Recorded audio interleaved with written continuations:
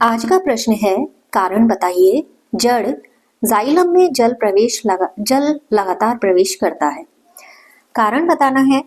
इसमें आपको ये बताना है कि जो जड़ है जाइलम में जल किस तरीके से कंटिन्यूटी में प्रवेश करता है और पौधे के अलग अलग भागों तक पहुंचता है। तो देखिए, आंसर आपका इसका ये है कि जो जड़ है, जड़ की कोशिकाएं यानी कि रूट सेल्स होती हैं, वो रूट सेल्स मैं लिख देती हूँ यहाँ पर। जड़ की कोशिकाएं मिट्टी के बहुत ज्यादा कांटेक्ट में होती हैं, सबसे ज्यादा कांटेक्ट में और सबसे निकट वही होती हैं। ठीक है, तो रूट सेल कहाँ होती है? सॉइल के कांटेक्ट में होती हैं और इसीलिए यहाँ पर एक्टिव रूप से लगातार काम करती रहती हैं। अब ये एक्टिव रूप से क्या काम करती हैं? ये एक्टिव रूप से जो आयन है उनको एक्सेप्ट करती रहती हैं, यानी कि आयन को ग्रहण करती रहती हैं।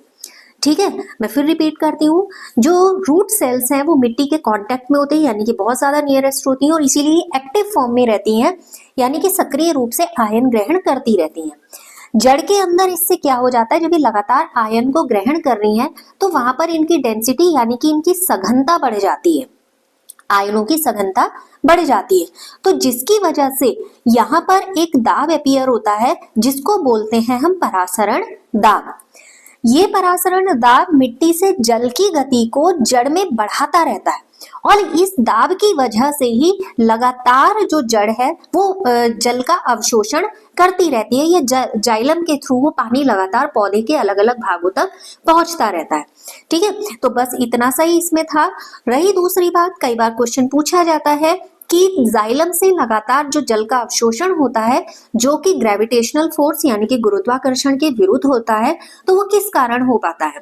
वो इस एक्टिव आयन के वजह से ही हो पाता है, यानी कि जो लगातार आयनों का यहाँ पर ग्रहण हो रहा है, यानी कि उनको एक्सेप्ट किया जा रहा है, रिसीव किया जा रहा है, जिसकी वजह से जड़ में परासरण दाब बढ़ जा रहा है।